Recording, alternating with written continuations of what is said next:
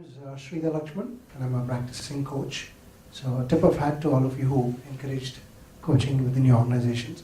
My question is to the panel, and it's a very simple point that I would wish to know about. My clients range between 25 years of age till about mid-50s, and everyone's got different challenges: aggressiveness, or probably managing teams, insecurity, all kinds of challenges which they wish to overcome. The question I have for all of you is, the common factor across all of them is a fear.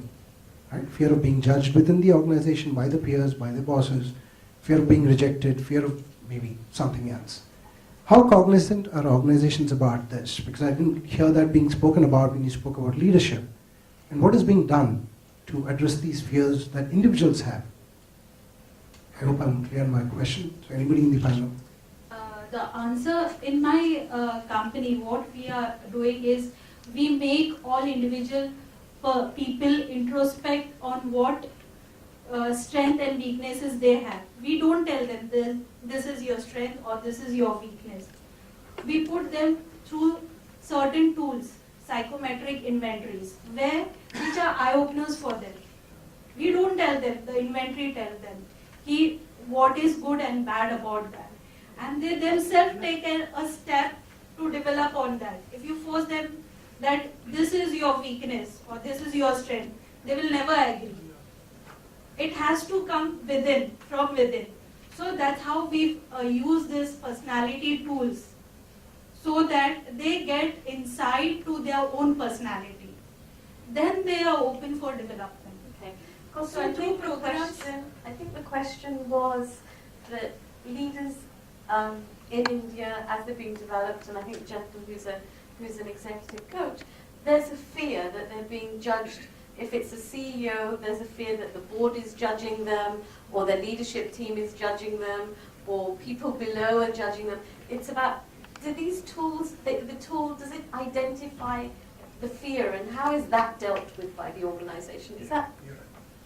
It's more on the emotional side. So, I think my view on this is that organizations obviously cannot deal with fear, individual fears. What the organization can do, and what we do in our organization, is to give them confidence that we want to invest in you, we are with you, and we want you to develop, because we believe that you are going to contribute in a significant way in our growth. Right? So that's the only way to approach this, because fear is real, and people cannot really talk about fear in public. You can't do workshops on fear of feeling insecure and stuff like that. So we do invest, and that's where I think external coaches, sometimes line managers, if they have trust, they work very closely with the individual to help them overcome these things. So that's my view on this. Thank you. Who else is like to? Yeah, we'll pass it's an excellent question, I think, and in fact, all kinds of negative thoughts and everything that originates from three things: either fear or doubt or hate. And when you have fear, you replace that with faith. When you have doubt, you replace that with hope, and hate with love. So fear needs to be replaced with faith. Now, how do we manifest that in organizational context, in individual context? So you need to be actually offering that kind of sense of empowerment and test his understanding and feeling. Is he or she feeling the experience of having been empowered enough? And that needs to be over an ongoing basis. There is never going to be absolute fearlessness, but at least some amount of percentage improvement, and that's what needs to be tracked. There will always be a mix of fear and faith, but we need to focus more on faith and get this person or these people to move, but very, very personal otherwise. Can I just urge the panel that when you're answering the questions, if you could, and I think it would be helpful, and audience, please correct me if I'm wrong here, if you can actually give examples of what you're doing in your organizations about this, rather than speaking about it in a generic manner. Thank you. Yeah, so I would like to share a real example. The millennials today, the Gen Y, they are very much on social media, but enterprise social media is not a success yet. largely because people think if you voice our opinion there, we'll be judged. HR is watching us, our managers are looking at what we are writing there, and so on. And this is something that I have been struggling because I'm working in the community of practice area for the last couple of years. I'm kind of watching communities evolve, how they behave, etc. And so I think it's a real challenge for getting people to kind of communicate and collaborate on an enterprise social media platform. So in our company we started something like that, and there was no participation. There was hardly anybody talking except for 1 or 2 people there. So then when we had this discussion, when I spoke to the business head, and then we had a long chat, and I told him, look, you will have to lead by example. And before even expecting others to kind of communicate and participate, get yourself and your leadership team to kind of engage and interact in this platform, and then kind of influence their next line and their next line to come and participate in that. Okay, so that's one way we tried and bring in more participation in enterprise social media, which is now fairly successful today, but it's still a long way to go.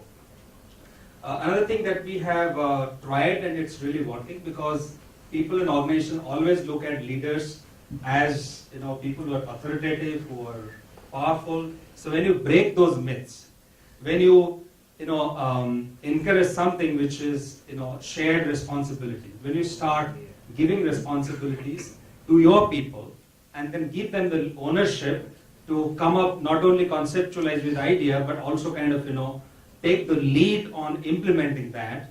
That's where they the more ownership comes from them, and they know that leadership, the leaders are tolerant of mistakes. If they make mistakes, it's still okay, but there is a participative culture that the leaders are kind of encouraging. So fear will not go away, vanish in one day. It has to be kind of the leaders will have to lead by example to kind of dispel the fears of employees. Okay, I can give you an example of my organization, and I'm going to make a very controversial statement. I have worked in organizations which are purely Indian, and I have worked in multinational organizations as well. As I've been working in multinational organizations, I've seen the concept of fear is a little less. In an MNC and with pure Indian companies, that fear still remains. Now, in our organization currently, there are some cultural things that have been done over the last 2 years, which has at least ensured that the fear hasn't set in completely. It's there, but everybody doesn't end up talking about it all the time. So usually when there's an appraisal process that happens, the first conversation is, oh God, my boss is going to take my happiness, right? That's the first fear. Or what are my team members going to talk about me in a 360? Simple things. These things we've tried to at least manage, and how we've done it is, I think, with very simple things. From a cultural perspective, we have an open space seating. Our leaders sit with our employees. So our CEO does not have a cabin. He sits on the floor with the people, he takes floor walks, he talks to them, he practically knows everyone by their names. Even I don't know everyone by their names, and he practically knows everyone by their names. Leaders do not have, we have meeting rooms, but strictly for conferencing facilities or VC facilities, we have open breakout areas where people can talk openly and communicate. Another piece is we encourage a lot of forums in our organization for such controversial discussions. So whether it's monthly updates or it's sessions with the leadership group where our employees can ask as many questions as they want and nobody really judges them. Does this help? Yes. Will it remove the fear? Probably not, because fear is part and parcel of our lives. A lot of us live on the concept of what if. But I think culturally also, if we start taking care of some things like these, it helps mitigate some of these problems. Thank you, Vatari. Dinesh? I would just like to add something which my organization does, particularly what we believe is fear is directly proportional to a person being forced to get trained on. Like a manager says, I think you're not good at this, so I'm sending you for a training for this.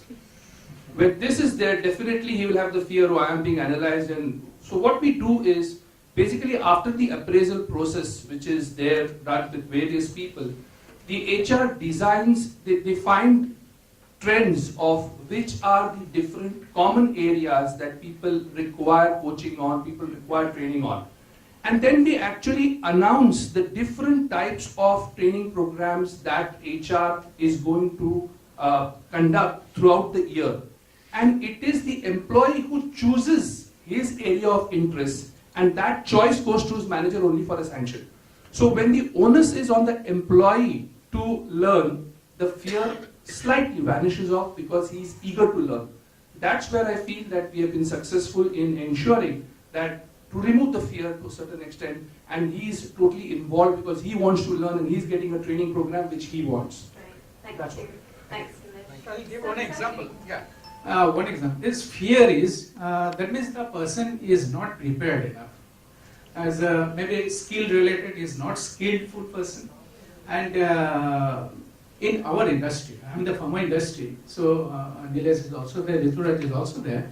Now, when we are recruiting people at the grassroots level, sales rep, to meet a customer at the DM cardiologist, he is unable to, or she is unable to call properly. Because one thing is that avoiding not to meet the customer because he is DM cardiologist. He is not the MBBS, not MD, DM cardiologist. He is avoiding. So that means he is not confident enough to meet that cardiologist. Cardiology might be very simple, but that inhibition, the anticipated danger, that if asks something, if I cannot reply, so then he will throw. So we tell them, at the most, what will happen? Go out from the chamber. That will happen. He will not hang you. He will not send you behind the bar. So at the most, what will happen? So take it easy. Finally, what will happen? He will throw it out. That is the thing. And why you tell you throw it out? Because you are not prepared. You are unable to get the reply. So get it prepared. What the reference you are telling, get the details of that. So that's why we are giving the training that you get the details of that, and then you will definitely face the doctor in a very confident way, and gradually it is a continuous process, and you will be the master in dealing all this stuff. Thank you very much, Sabi-san. I hope that was a really nice, detailed amount of information for you. Other questions?